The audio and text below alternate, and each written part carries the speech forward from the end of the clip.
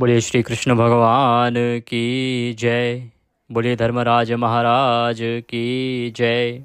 आज के इस वीडियो में हम सुनेंगे गीता जी का 7वां अध्याय। श्रीमद् भागवत गीता का यह 7वां अध्याय अत्यधिक कल्याणकारी है। इसका विशेष रूप से श्रवण आपको प्रतिदिन करना चाहिए। इससे आपके पितृ तृप्त होते हैं, प्रसन्न होते हैं। विशेष रूप से अमावस्या के दिन यदि आप गीता के 7वें अध्याय को सुनते हैं या सुनाते हैं तो उसका पुण्य बहुत अधिक कहा गया है।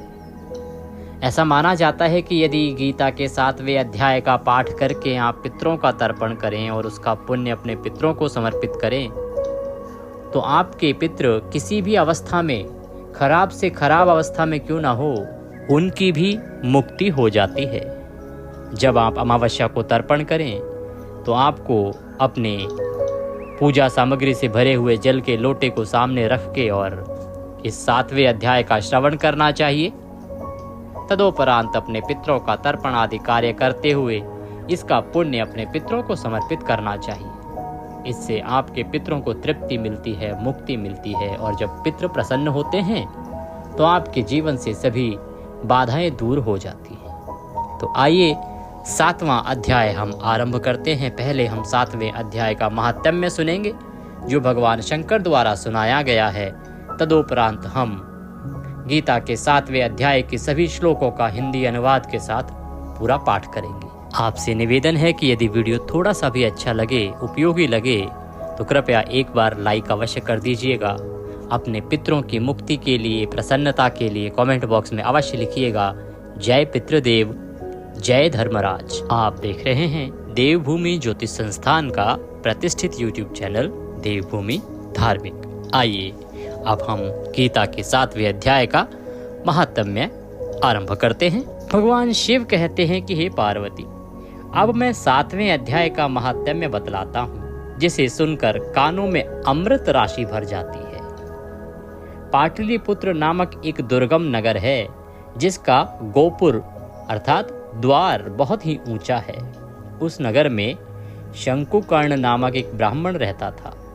उसने वैश्य की वृत्ति का आश्रय लेकर बहुत धन कमाया, किंतु ना तो कभी पितरों का तर्पण किया और ना देवताओं का पूजन किया। वह धनोपार्जन में तत्पर होकर राजाओं को ही भोज दिया करता था। अर्थात ना तो वो पितरों के निमित्त कुछ कार्य करता था, ना ही देवताओं के निमित्त कोई कार्य करता था। केवल अपने धन उपार्जन में सहायता देने वाले राजाओं को या जो व्यवसायी लोग थे उन्हीं को भोज दिया करता था। एक समय की बात है, उस ब्राह्मण ने अपना चौथा विवाह करने के लिए पुत्रों और बंधुओं के साथ यात्रा की। मार्ग में आधी रात के समय जब वह सो रहा था, तब एक सर्प ने कहीं से आकर उसकी बाह में काट लिया। उसके काटते ही ऐसी अवस्था हो गई कि मणि, मंत्र और औषधि आदि से भी उसके शरीर की रक्षा असाध्य जान पड़ी। अर्थात उसकी अवस्था इस प्रकार की हो गई कि उसे बचाया नहीं जा सकता था।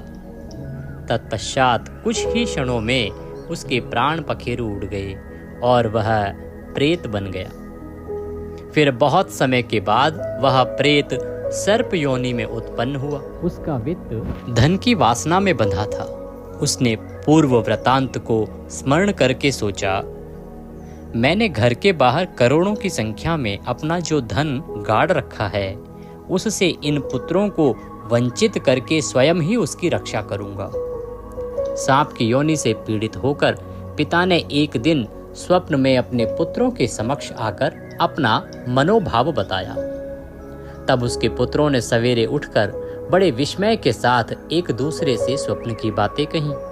उनमें से मंझला पुत्र कुदाल हाथ में लिए घर से निकला और जहां उसके पिता सर्पयोनि धारण करके रहते थे उस स्थान पर गया। यद्यपि उसे धन के स्थान का ठीक ठीक पता नहीं था, तो भी उसने चिन्हों से उसका ठीक निश्चय कर लिया और लोभ बुद्धि से वहां पहुंचकर बांबी को खोदना आरंभ कर दिया। तब उस बांबी से बड़ा भयानक सांप प्रकट हुआ और बोला, ओ मूढ़, तू कौन है, किस लिए आया है? यह बिल क्यों खोद रहा है? उसने तुझे भेजा है? ये सारी बातें मेरे सामने बता। पुत्र, मैं आपका पुत्र हूँ, मेरा नाम शिव है। मैं रात्रि में देखे हुए स्वप्न से विस्मित होकर यहाँ स्वर्ण लेने के लिए कौतूहल से आया हूँ। पुत्र की यह वाणी सुनकर वह सांप हंसता हुआ उच्च स्वर से इस प्रकार स्पष्ट वचन बोला, यदि तू मेरा पुत्र है तो मुझे शीघ्र ही बंधन से मुक्त कर। मैं अपने पूर्व जन्म के गाड़े हुए धन के ही लिए सर्प योनि में उत्पन्न हुआ। पुत्र कहता है कि पिताजी, आपकी मुक्ति कैसे होगी, इसका उपाय मुझे बताइए, क्योंकि मैं इस रात में सब लोगों को छोड़कर आपके पास आया हूँ।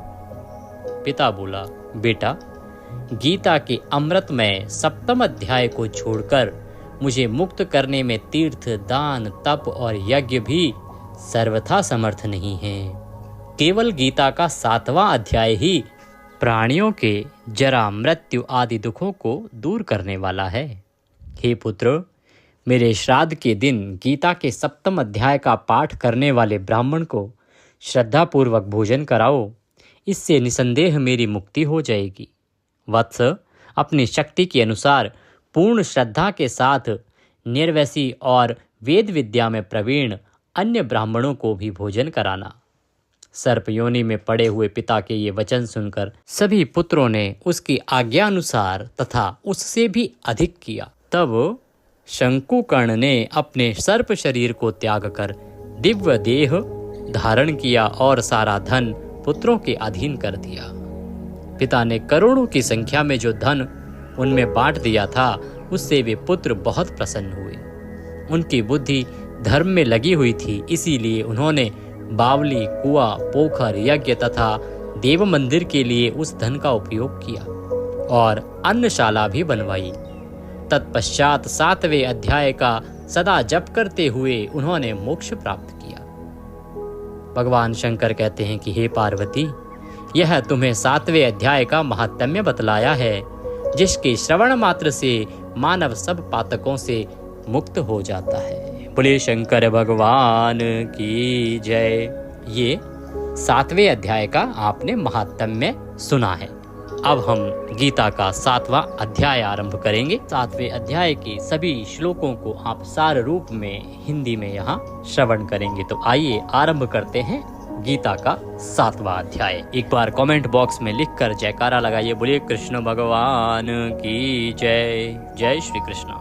कृष्णोवाच, भगवान कृष्ण कहते हैं कि हे पार्थ, मुझ में आसक्त चित्त भाव से मत के परायण होकर योग में लगा हुआ तू जिस प्रकार से संपूर्ण रूप से मुझको संशय रहित जानेगा, उसको सुन। मैं तेरे लिए इस विज्ञान सहित तत्व ज्ञान को संपूर्णतया कहूँगा, जिसको जानकर संसार में फिर और कुछ भी जानने योग्य शेष नहीं रह जाता है। हजारों मनुष्यों में कोई एक प्रभु प्राप्ति के लिए यत्न करता है। यत्न करने वाले योगियों में भी कोई एक मुझको तत्व से अर्थात यथार्थ रूप से जान पाता है। भावार्थ यह है कि वेद ज्ञान दाता प्रभु स्वयं कह रहे हैं कि 1000 व्यक्तियों में कोई एक परमात्मा की साधना करता है। उन साधना करने वालों में कोई एक ही मुझे तत्व से जानता है। काल भगवान कह रहा है कि परमात्मा को भजने वाले बहुत कम हैं। जो साधना कर रहे हैं वे मनमाना आचरण अर्थात पूजा, शास्त्र विधि रहित पूजा करते हैं, जो व्यर्थ है। जो मुझे भजते हैं उनमें भी कोई एक ही वेदों के अनुसार अर्थात वेदों को अपनी बुद्धि से समझकर मेरी साधना करता है। वह अन्य देवी देवता आदि की पूजा नहीं करता, केवल एक मुझ ब्रह्म की पूजा करता है। वह ज्ञानी आत्मा है। भगवान कृष्ण कहते हैं कि पृथ्वी, जल, अग्नि, वायु, आकाश आदि से स्थूल शरीर बनता है। इसी प्रकार मन, बुद्धि और अहंकार आदि से सूक्ष्म शरीर बनता है। इस प्रकार यह 8 प्रकार से अर्थात अष्टांगी ही विभाजित मेरी प्रकृति अर्थात दुर्गा है। ये तो अपरा अर्थात इसके तुल्य दूसरी देवी नहीं है, तथा उपरोक्त दोनों शरीरों में इसी का परम योगदान है। और हे महाबाहो, इससे दूसरी को जिससे यह संपूर्ण जगत संभाला जाता है, मेरी जीव रूपा चेतन दूसरी साकार चेतन प्रकृति अर्थात दुर्गा ही जान। क्योंकि दुर्गा ही अन्य रूप बनाकर सागर में छुपी तथा लक्ष्मी, सावित्री व उमा रूप बनाकर तीनों देवों ब्रह्मा, विष्णु तथा शिव से विवाह करके जीवों की उत्पत्ति की है। इस प्रकार भूल भुलैया करके संपूर्ण प्राणी इन दोनों प्रकृतियों से उत्पन्न होते हैं और मैं संपूर्ण जगत का उत्पन्न तथा नाश हूँ। हे धनंजय, उपरोक्त अर्थात सिद्धांत से दूसरा कोई और भी परम कारण नहीं है।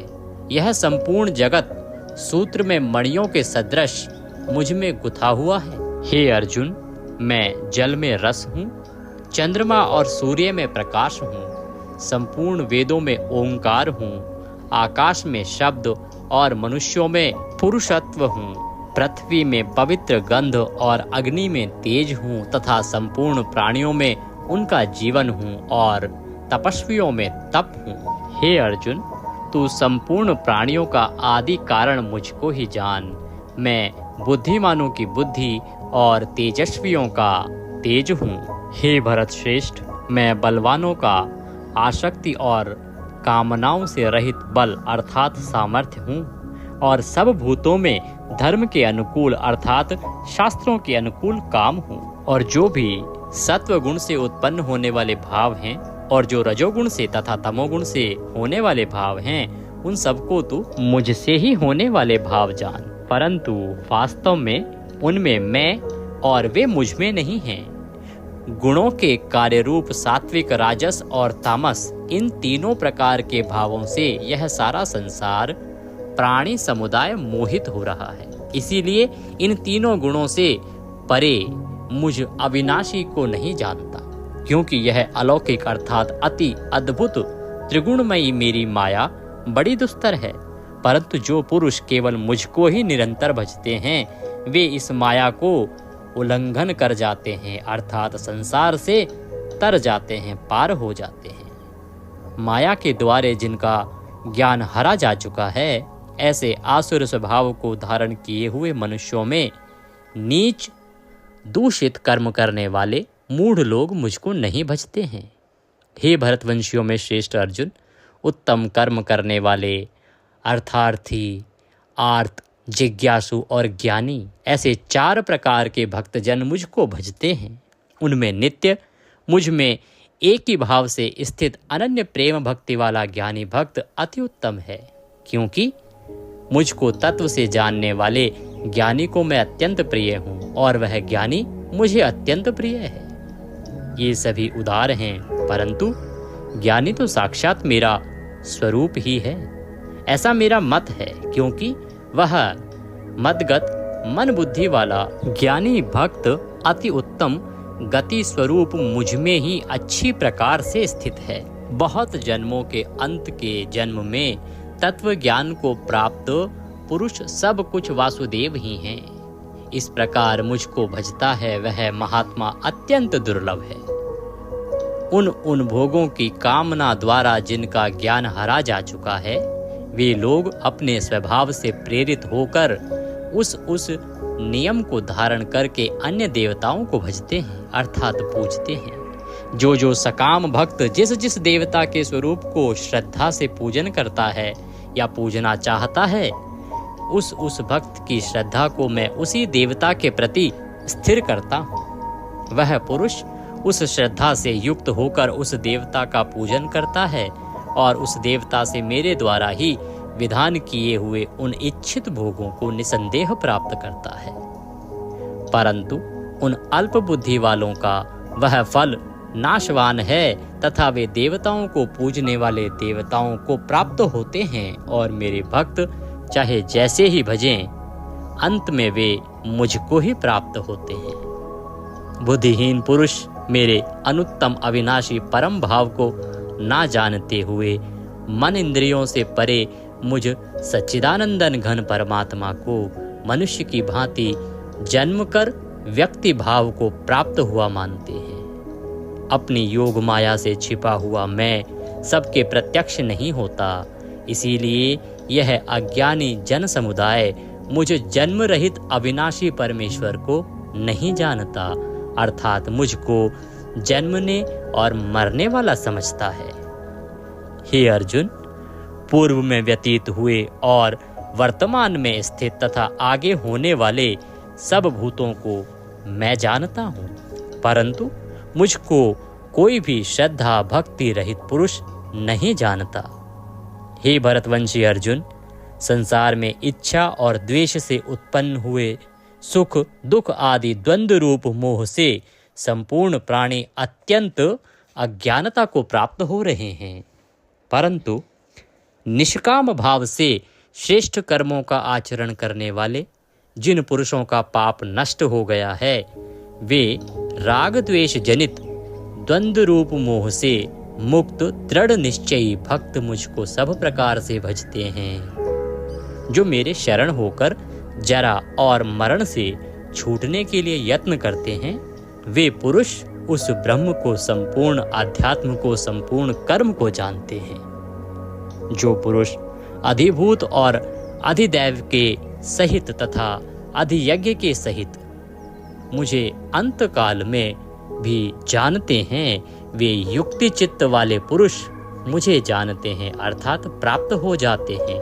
मैं उन्हीं को प्राप्त होता हूँ जो अंत काल में मुझे समझते हैं और जानते हैं। जो भक्त मुझे सबका आत्म रूप समझते हैं और मुझे सबका आत्म रूप समझकर ही भजते हैं, मुझे निराकार रूप से भजते हैं और अंत काल में भी जानते हैं, वे ही युक्ति चित्त वाले पुरुष मुझे जान पाते हैं और वे ही मुझे प्राप्त होते हैं, मेरे धाम को प्राप्त करते हैं। इति सप्तमो अध्याय संपूर्ण। बोले श्री कृष्ण भगवान की जय। इसी के साथ ये 7वां अध्याय यहाँ समाप्त होता है। ये श्रीमद् भगवत गीता का 7वां अध्याय आपने हिंदी में श्रवण किया, साथ में ही आपने सुना कि महात्म्य क्या है। इसका श्रवण करने के बाद आपने जो सामने लोटे में जल भर के रखा है और उसमें जो उपयुक्त सामग्री डाली है, आपने पुष्प रखा होगा, उसमें कुशा रखी होगी, उसमें काले तिल अवश्य रखे होंगे और गंगा जल मिला लिया होगा। इस जल से अब अपने पितरों का तर्पण कीजिए और तर्पण करते समय संकल्प लीजिए कि हे प्रभु, इस गीता के 7वें अध्याय का श्रवण करने से हमें जो पुण्य प्राप्त हुआ है, ये हमारे अमुक पितृ को लग जाए। जो पितृ जिनको आप समर्पित करना चाहते हैं, उनका नाम लीजिए या उनके साथ अपना रिश्ता बताइए कि इनको मेरे इस अध्याय को श्रवण करने का सारा पुण्य मिल जाए, और उनका तर्पण कर दीजिए इस जल से। ऐसा करने से इस अध्याय को सुनने का पुण्य आपके पितरों को लगेगा और इससे उनकी मुक्ति होगी। कई बार ऐसा होता है कि हमारे पितृ न जाने कहाँ बंधन में बंधे होते हैं, तो अगर कहीं भी कोई बंधा होगा, क्योंकि आपको तो जानकारी नहीं होती, हमें तो नहीं पता होता कि हमारे पितृ कहाँ हैं, तो मान लीजिए कि वो कहीं किसी बंधन में होंगे, तो इस गीता के 7वें अध्याय का श्रवण करने के बाद और इसके पुण्य प्रताप से वे अवश्य ही उस बंधन से मुक्त हो जाएंगे। और जब आपके पितृ जो हैं वो मुक्त हो जाएंगे, वो प्रसन्न हो जाएंगे, तो आपकी प्रसन्नता का ठिकाना नहीं रहेगा, क्योंकि उनकी कृपा इतनी अधिक बरसेगी कि हर तरफ से आपकी सभी मनोकामनाएं पूरी होंगी। अपार धन मिलेगा, अपार सफलता मिलेगी, अपार बिजनेस अगर है तो वह चलेगा, अपार आपका परिवार जो वर्धन है वो बढ़ता ही चला जाएगा। इसीलिए इस अद्भुत अध्याय का अध्ययन आपको प्रत्येक अमावस्या पर तो करना ही चाहिए, अन्यथा आप प्रतिदिन भी करते हैं तो यह आपके जीवन के लिए और आपके पितरों के लिए बहुत उत्तम होता है। तो ये सुना आपने गीता का 7वां अध्याय। वीडियो थोड़ा सा भी अच्छा लगा हो तो कृपया एक बार लाइक अवश्य कर दीजिएगा। अपने पितरों की तृप्ति और मुक्ति के लिए कमेंट बॉक्स में अवश्य लिखिएगा जय पितृदेव, जय धर्मराज। आपके पितरों को अवश्य ही तृप्ति मिलेगी। चैनल पर नए हैं तो सब्सक्राइब करते जाइएगा, क्योंकि ये प्रतिष्ठित ज्योतिष संस्थान का एक प्रतिष्ठित YouTube चैनल है। इस पर जो जानकारी दी जाती है वो शास्त्रों पर और पुराणों पर आधारित होती है या पंचांग पर आधारित होती है। हम मन गढ़ंत या यहाँ वहाँ से उठा के कुछ भी नहीं बताते हैं। भगवान सब पर कृपा करें। जय श्री कृष्ण।